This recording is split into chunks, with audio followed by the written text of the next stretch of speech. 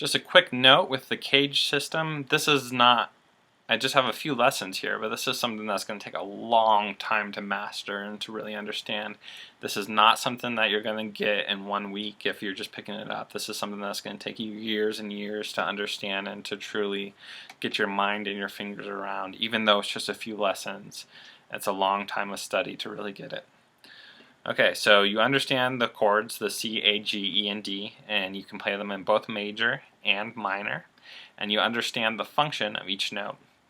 Okay, now what we're going to do, the next step, is we're going to turn every one of these chords into a bar chord, even the C chord.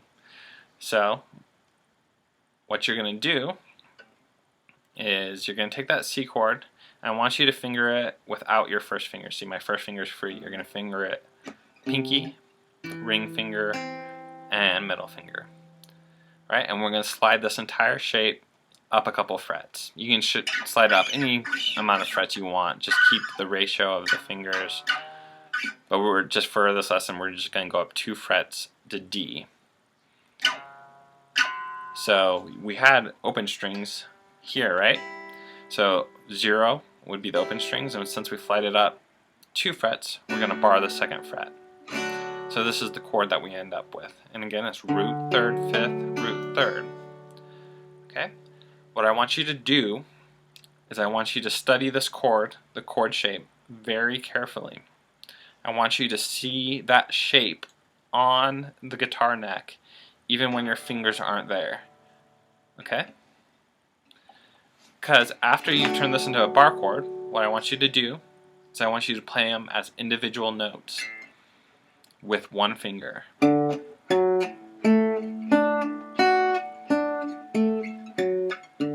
Okay? Same thing if I played these as individual notes as a bar chord. But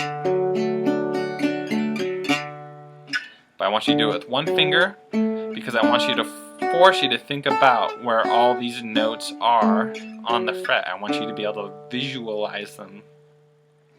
Okay, we did that with the C chord. We're going to do this with all 5 chords. We're going to take that A chord. Again, we're not going to use our first finger. We're going to use middle, ring, pinky. We're going to go up 2 frets with this shape and bar the 2nd fret.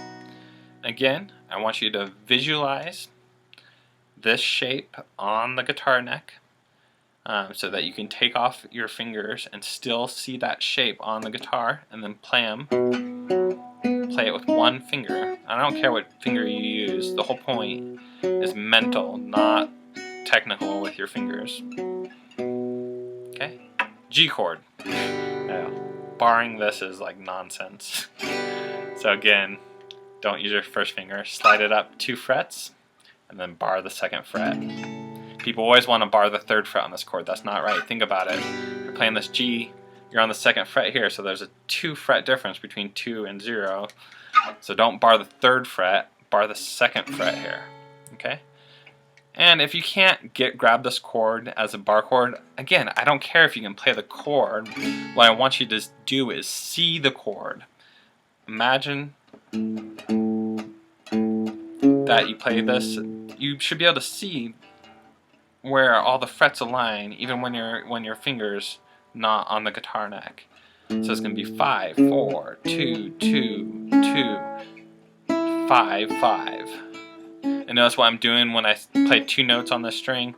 It's because that G chord, it's got this version without the 3rd finger down, this version with the 3rd finger down. I'm playing both the open B string and the 3rd fret on the B string. So I'm just moving that up.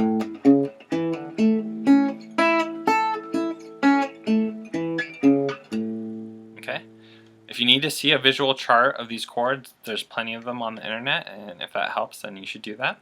Okay, we've done the C chord, the A chord, the G chord, now the E chord. Again, don't use your first finger.